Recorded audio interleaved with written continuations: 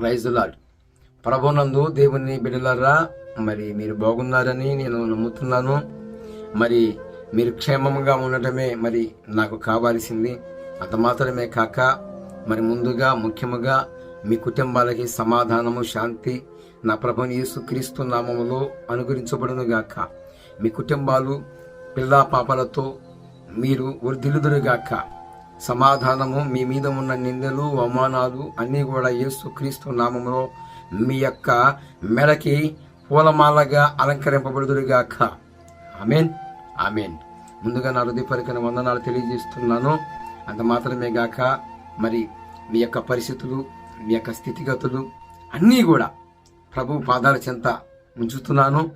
మానక విజ్ఞాపన చేస్తున్నాను.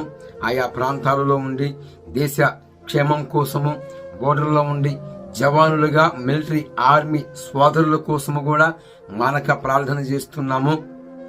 మరి ఎందుకంటే వారు మరి మిలిటరీలో బోర్డర్లో ఉండి మన యొక్క దేశాన్ని క్షేమంగా ఉండాలని వారి యొక్క మరి బాధ్యతని నెరవేరుస్తున్నారు. అధికార పరంగా ఉన్న అధికారుల్లో ఉన్నవారు కూడా వారి బాధ్యతల్ని నెరవేరుస్తున్నారు. మరి అందరి బాధ్యతలు ఎవరి బాధ్యతలు వారు నెరవేరుస్తున్నప్పుడు మరి మన బాధ్యతలు కూడా అంటే క్రైస్తవుని మీద ఉన్న బాధ్యతలు అంటే లోకరీతిగా ఉన్న బాధ్యతలు వేరు, క్రైస్తవుని మీద ఉన్న బాధ్యత వేరండి. గమనించాలి. ఎందుకు నేను ఈ మాట చెప్తున్నాను అంటే క్రైస్తవుని మీద ఉన్న బాధ్యతలు వేరు, మరి లోకములో ఉన్న బాధ్యతలు వేరు. క్రైస్తవుడు అనే ఆయన మనం ఒక కొవ్వొత్తిని తీసుకుంటే కొద్దిగా సాదృశ్యంగా ఉండటానికి మీకు అంటే అందరికీ సాక్షికంగా అర్థం కావటానికి ఈ యొక్క ఉపమానాన్ని వివరిస్తాను. కొవ్వొత్తి ఉందండి. ఈ కొవ్వొత్తి పనేంటి? అది కరిగిపోతూ ఇతరులకి వెలుగునిస్తూ ఉంటుంది, అవునా? ఈ కొవ్వొత్తి పని తనకు తాను కరిగిపోతూ అది ఇతరులకి వెలుగుగా ఇస్తూ ఉంటుంది. అలాగనే ఒక క్రైస్తవుడు కొవ్వొత్తితో సమానం. ఇతరులు లోకరీతిగా ఉన్నవారు కొవ్వొత్తితో పోల్చడానికి వీలు లేదు. ఎందుకంటే వారు అవసరం ఉన్నంత వరకు లోకప్రేమ, ఈ లోకప్రేమ అవసరము ఉన్నంత వరకే. అవసరము తీరిన తర్వాత వారికి ఏదన్నా కష్టకాలము, కష్ట పరిస్థితులు పొడుసూపినప్పుడు, వెనుతీరినప్పుడు, ఊహించిన రీతిగా అనుకోని రీతిగా వారు ఊహించిన ఊహకి అందనప్పుడు వారు నిర్దాక్షిణ్యంగా వదిలిపెట్టి వెళ్ళిపోతారు. కానీ క్రైస్తవుని యొక్క బాధ్యత, భారము అలాంటిది కాదండి. క్రైస్తవుడు ఒక కొవ్వొత్తితో సమానమని ఎందుకు అన్నాను అంటే మనము ఎంతగా క్రైస్తవుణ్ణి దూషిస్తున్నారో, హేళన చేస్తున్నారో, నిందలుగా, అవమానాలుగా, నిందా ప్రచారాలుగా, అనేక రకాలుగా మత ఉన్మాదులు రకరకాలుగా క్రియేషన్లు చేసి రకరకాలుగా క్రైస్తవులని కృంగదీయటానికి చూస్తున్నారు. ఈనాడు మతోన్మాద శక్తులు బయలుదేరి రకరకాలుగా లేని వాటిని ఉన్న వాటిగా సృష్టించి చిత్రీకరించి రకరకాలుగా చేస్తున్నారు. కానీ క్రైస్తవుడు అలాంటి వారికి, మత ఉన్మాదులకి భయపడేవాడు క్రైస్తవుడు కాదండి. ఎందుకో తెలుసా? ఈ యొక్క క్రైస్తవుడు కొవ్వొత్తి వలె కరిగిపోతున్నాడు. తనకు తాను కరిగిపోయి ఇతరులకి వెలిగించినట్లుగా తన యొక్క వెలుగులో అనేక వారి యొక్క సంతోషమును వ్యక్తపరుచుకున్నట్లుగా క్రైస్తవుడు కూడా ఇతరుల కోసము కరిగిపోతున్నాడు. తను నమ్మిన సత్యాన్ని ఇతరులకి బోధించటానికి పిడిగుద్దులు తింటున్నాడు, దెబ్బలు తింటున్నాడు, ఉమ్ములు ఊపించుకుంటున్నాడు క్రైస్తవుడు. నిందా ప్రచారములో, నిందలలో, అవమానాలలో అనేక రకాలుగా కృషించిపోతున్నాడు, కరిగిపోతున్నాడు కొవ్వొత్తి వలె అని నేను సవయంగా తెలియజేస్తున్నాను. ఎందుకో తెలుసా? ఇతరుల ప్రేమ వేరు, లోక ప్రేమ వేరు, క్రైస్తవుని ప్రేమ వేరు. ఇతరుల ప్రేమ వేరు, దైవ ప్రేమ వేరు. లోకములో ఉన్న వాటి ప్రేమ వేరు, లోకములో ఉన్నవాడి ప్రేమ వేరు. దైవ కుమారుని యొక్క యేసు క్రీస్తు యొక్క ప్రేమ వేరు. Praise the lord. ఎందుకో తెలుసా? కొవ్వొత్తి తనకు తాను కరిగిపోయి ఇతరులకి ఎలుగునిచ్చినట్లుగా ఒక క్రైస్తవుడు మాత్రమే కొవ్వొత్తితో సమానంగా ఉన్నాడు. ఇది సత్యం, ఇదే వాస్తవం. మన ముందు చాలా బాధ్యత ఉంది. ఏంటయ్యా బాధ్యత అంటే, మనకి ఆ స్వతంత్ర హక్కు, మనము హక్కు కలిగిన వారమని మనకి యొక్క భారతదేశంలో మనము భారత పౌరునిగా మన పౌర హక్కు మరి మనము మే 13వ తారీఖున మరి 5 ఏళ్ల పరిపాలన కింద మరి ఉన్నట్లుగా మనము కోరుకోబోతున్నాం. మనకి మన యొక్క మాటకి మన యొక్క మాట అంటే నువ్వేది కోరుకుంటావో నీ మీదనే ఉన్నది. దానికి దేవుడు కూడా ఆమోదిస్తాడు. ప్రజా తీర్పు కోసము సృష్టికర్త కూడా ఆమోదిస్తాడు. అయితే ఇక్కడ గమనించాలి, ఢిల్లీ సభలో ఎలాంటి ప్రలోభాలు పలికారో క్రైస్తవులని ఓసకోస కొయ్యమున్న ఆ ఢిల్లీ సభలో పలికిన ఆ మాటలని దృష్టించి మనకి ఏది న్యాయమైన పరిపాలనో, ఎవరు వస్తే మనకి న్యాయంగా ఉంటుందో, మరి క్రైస్తవులతో పాటు అన్ని వర్గాలని, అన్ని జాతులని, అన్ని మతాల వారిని, అంటే రాజ్యాంగాన్ని 100% నెరవేర్చేవారు కావాలి. మనం ఎన్నుకోబోయేవారు రాజ్యాంగాన్ని 100% నెరవేర్చే ఆయన కావాలి. మంత్రివర్యులు మనం ఎన్నుకోబోతున్నాం. మే 13వ తారీఖున మన యొక్క జన్మ హక్కుని మనము ఇంకొకరికి పట్టం కట్టబోతున్నాం. అంటే మన యొక్క పౌరత్వాన్ని మనము 5 ఏళ్ల పరిపాలన కింద మనము గెలిపించబోతున్నాం. అయితే భారత రాజ్యాంగాన్ని తూచా తప్పకుండా నెరవేర్చే అధికారికి పట్టం కట్టబోతున్నాం.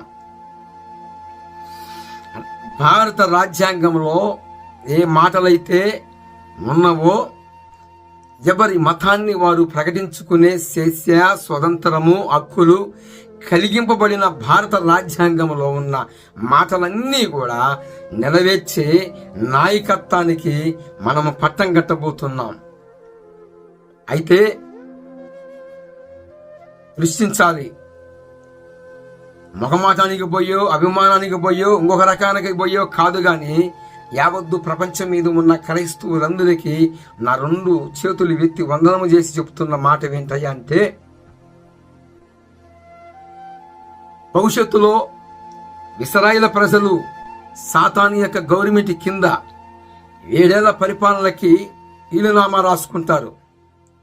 ఈ యొక్క వీలునామాలో 7 ఏళ్ల పరిపాలన కిందకి 7 ఏళ్ల పరిపాలన వీలునామా, ఈ యొక్క 7 సంవత్సరాల పరిపాలనలో వాని యొక్క గవర్నమెంట్లో ఏదైనా లోపాలు కనపడినప్పుడు, మరి ఏదన్నా జరిగినప్పుడు, వాని పరిపాలన న్యాయంగా లేదు అనిపించినప్పుడు మరలా వాళ్ళు మేము వెనక్కిపోతాం, నీ యొక్క గవర్నమెంట్ కింద మేము ఉండము అని చెప్పి భవిష్యత్తులో జరగబోయే సంభవాన్ని నేను మీకు తెలియజేస్తున్నానండి. ఇది ప్రకటన గ్రంథములో మనకి చెప్పబడి ఉంది.